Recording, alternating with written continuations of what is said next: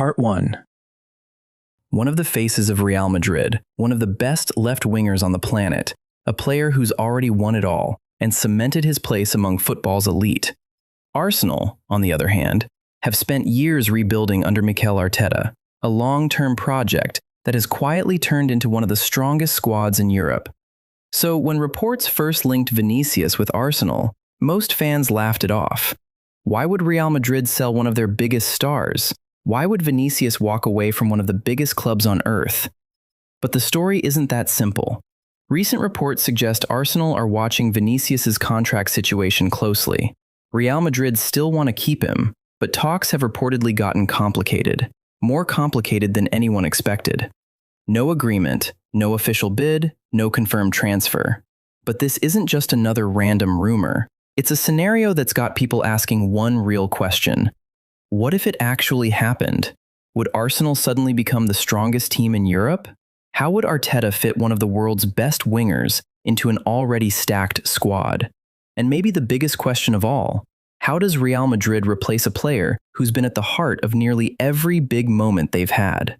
Today, we're going beyond the headlines. Facts, tactics, money, all of it. What if Vinicius Jr. joined Arsenal? Part 2. The current situation. Before we start imagining anything, let's separate fact from speculation. Vinicius is at a turning point in his Real Madrid career. Over the last few seasons, he's gone from one of Europe's most exciting young talents to one of Madrid's biggest, most important players. His pace, his dribbling, his ability to flip a game in a single moment, it's made him a guaranteed starter and one of the most valuable assets at the club. But despite all that, his future is genuinely uncertain. His contract runs out in June 2027, and reports suggest Real Madrid have already put their final offer on the table. No more negotiating past that. If Vinicius doesn't accept it, Madrid are stuck with a tough call. Sell him now, while he's still worth around 150 million euros, or risk waiting until January 2027 when he could sign a pre-contract with another club and walk out the door for free just months later. For a club that almost never lets valuable players leave for nothing, that's a massive decision, maybe one of the biggest of the Mourinho era. Now, that doesn't mean Vinicius is trying to leave. Far from it. Real Madrid's stance is clear. They want him to stay. Reports say Mourinho sees him as a key piece of his long-term plan. But at the same time, Arsenal are one of the clubs watching this situation closely. Multiple reports suggest sporting director Andrea Berta has already made contact with Vinicius's camp, and Arteta himself has hinted Arsenal's transfer business isn't done yet. If those Madrid talks ever break down completely, Arsenal could suddenly find themselves staring at a once-in-a-generation opportunity. Part 3. Why Arsenal? So if Madrid have no intention of selling, why is Arsenal even in this conversation? The answer is simple. Look at where Arsenal are right now. A few years ago, this club was just trying to get back into the Champions League conversation. Today, completely different story. Under Arteta, Arsenal have built one of the youngest, most complete squads in Europe. Clear identity, real depth, genuine title contenders. But here's the twist. Elite clubs don't stop evolving just because they're winning. And that's exactly what Arsenal are doing. Reports suggest they're still looking to strengthen before the window shuts, with Arteta stressing that squad competition is non-negotiable if they want to stay at the top. Now imagine adding Vinicius to that. This wouldn't just be another marquee signing, it would completely change how every opponent prepares for an Arsenal match. For years, the blueprint to stop Arsenal has been simple. Stop Bukayo Saka. Double team him. Force him onto his weak foot. Push Arsenal's attack somewhere else. But with Vinicius on the opposite wing, that plan falls apart instantly. You can't double up on Saka when one of the most dangerous dribblers alive is waiting on the other side of the pitch. Instead of one elite winger to worry about, defenses would have two. And that alone could make Arsenal one of the hardest teams in Europe to defend against. And here's where it gets serious. Arsenal are reportedly on the verge of pulling off what could be the biggest transfer in Premier League history, though nothing is finalized yet. Following what's being described as a complete breakdown in contract talks between Vinicius and Real Madrid, well-sourced reports indicate the Gunners are actively pushing to get this deal done. Even wilder, Reports suggest personal terms are already agreed in principle, which means the transfer fee is now the only real obstacle left. Vinicius is entering the final year of his deal, expiring summer 2027. His market value sits somewhere between £120 and £137 million. Arsenal are reportedly preparing an opening offer around £100 million, a number designed purely to test Madrid's resolve. But Florentino Perez isn't budging easily. Reports suggest he wants a British transfer record, something north of £150 million. And to convince Vinicius to make the jump, Arsenal have reportedly blown up their entire wage structure, offering a 5-year deal worth over £400,000 a week. That's roughly £21.3 million a year, net. Add a £12 million signing bonus and full control of his image rights, something Real Madrid never gave him. Meanwhile, Real Madrid are reportedly already lining up his replacement, a €100 million deal for RB Leipzig's Yan Diomande. Vinicius to Arsenal has never felt closer than it does right now. Part 4. Why Real Madrid might actually listen. This is the nuance section. Now, before Madrid fans start panicking, let's be clear. Real Madrid are not trying to sell Vinicius. Every signal says the opposite. They want him to stay. He's one of the faces of the club, one of the best players on the planet, and reportedly a cornerstone of Mourinho's long-term plan. But football isn't always that simple.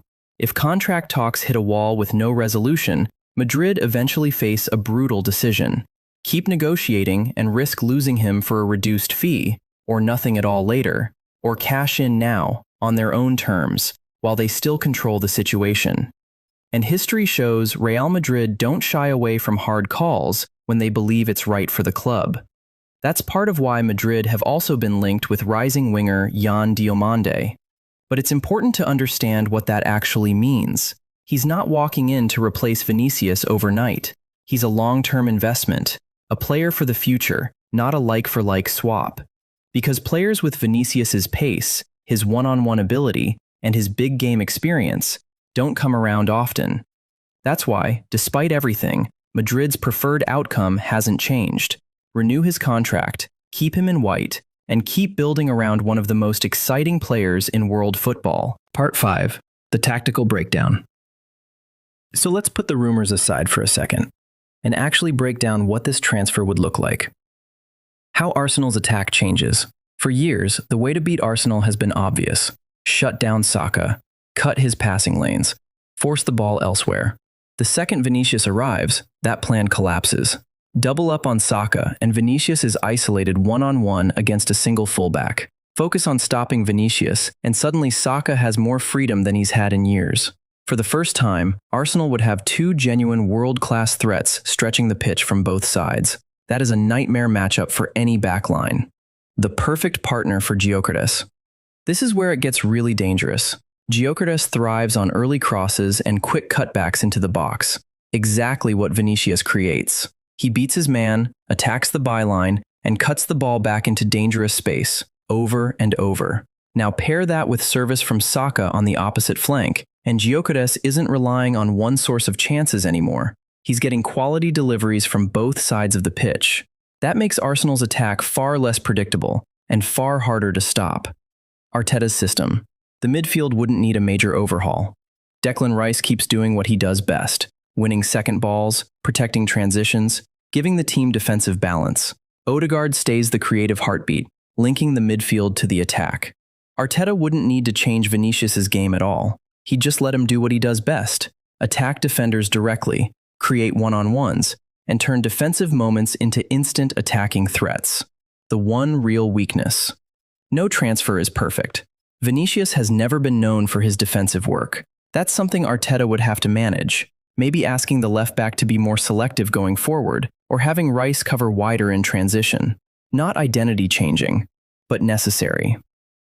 Part 6. Life after Vinicius. Real Madrid's rebuild.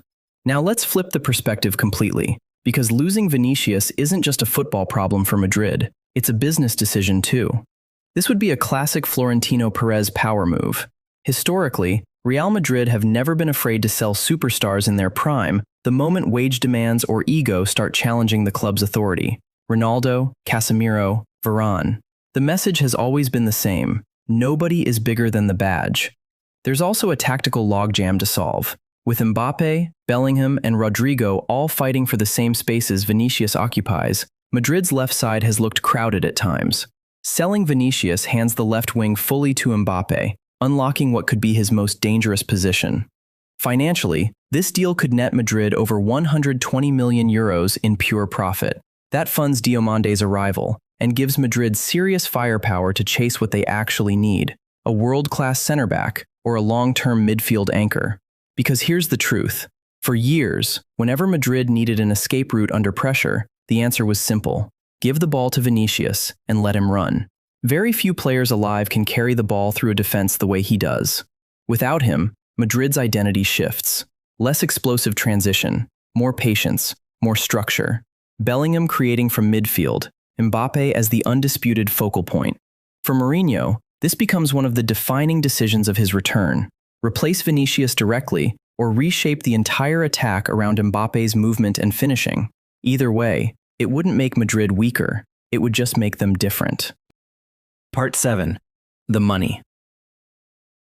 Let's talk finances, because a transfer like this wouldn't just break Arsenal's transfer record, it could become one of the biggest deals in football history. Transfer fee, wages, signing bonus, agent commissions.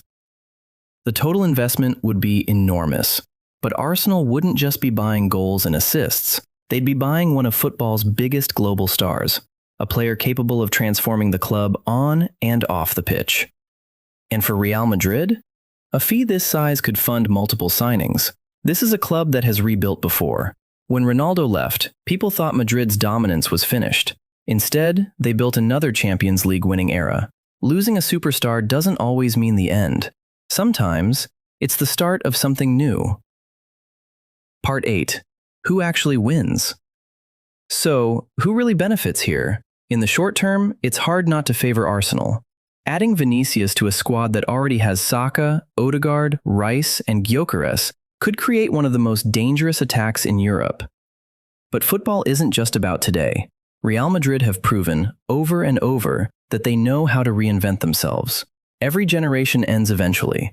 The real skill is building the next one, and if any club has shown it can do that, it's Real Madrid. For now, this is exactly what it is, a hypothetical. Madrid still want to keep him. No transfer is agreed. Arsenal haven't made anything official. But football has taught us one thing. The biggest transfers are usually the ones nobody sees coming. If Vinicius Jr. ever traded the white of Real Madrid for the red of Arsenal, it wouldn't just be a headline. It would reshape two of Europe's biggest clubs, and maybe shift the balance of power in the game itself. So what do you think?